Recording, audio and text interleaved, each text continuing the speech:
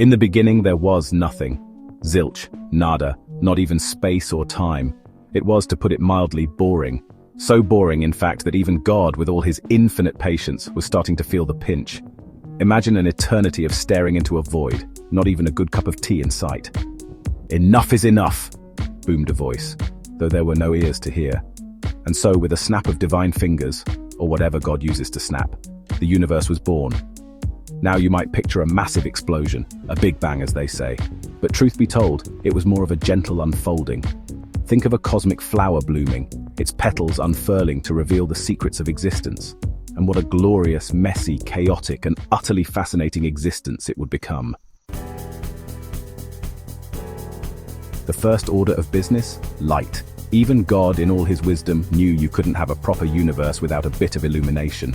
So he uttered the now famous words, "Let there be light," and wouldn't you know it, light there was, but it was a bit much, even for God. Imagine having the sun in your eyes 24/7, not ideal for a relaxing afternoon nap.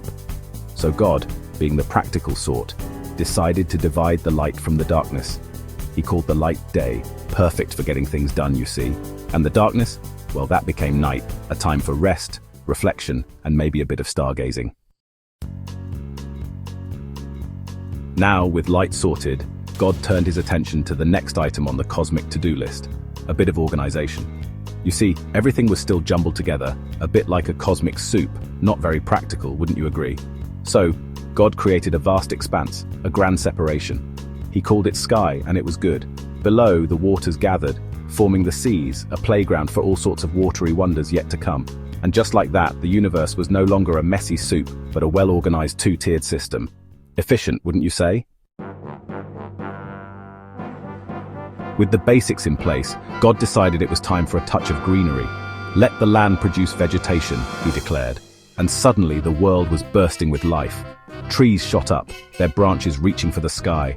Flowers blossomed in every color imaginable, their petals delicate and fragrant. And then there were the fruit trees, laden with juicy, tempting treats. Imagine God strolling through this paradise, plucking a ripe mango from a branch and taking a big bite. "Delicious," he declared, wiping a bit of juice from his beard.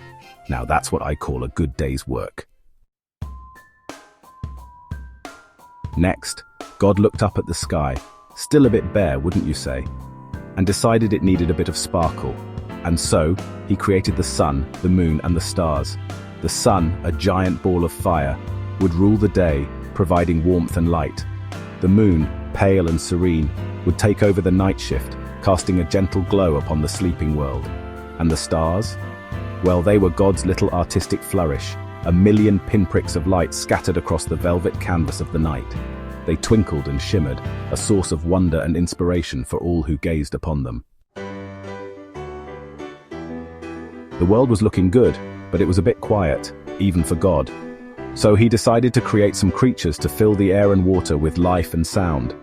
First came the fish, darting and splashing in the seas, their scales shimmering like jewels. Some were small and sleek, others large and lumbering, but all were perfectly adapted to their watery world. Then came the birds, soaring through the sky with effortless grace. There were tiny hummingbirds, their wings a blur as they flitted from flower to flower, and majestic eagles, their eyes scanning the horizon for prey. And of course, there were the parrots, their feathers a riot of color, their voices filling the air with chatter and squawks. Next came the land animals, furry, scaly, and everything in between. God created lions with their majestic manes, elephants with their trumpeting calls, and monkeys with their mischievous grins. He created creatures that crawled, creatures that hopped, and creatures that slithered.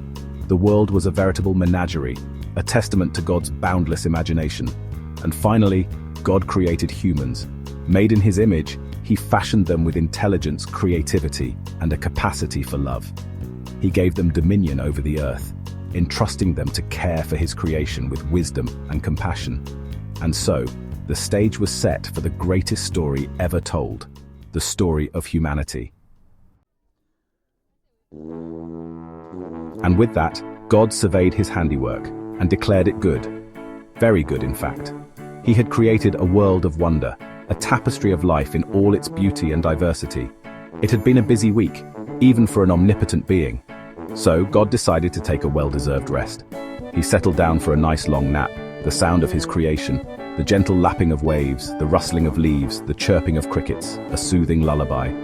And as he drifted off to sleep, he smiled, knowing that the world he had created was full of possibilities, a masterpiece still in progress.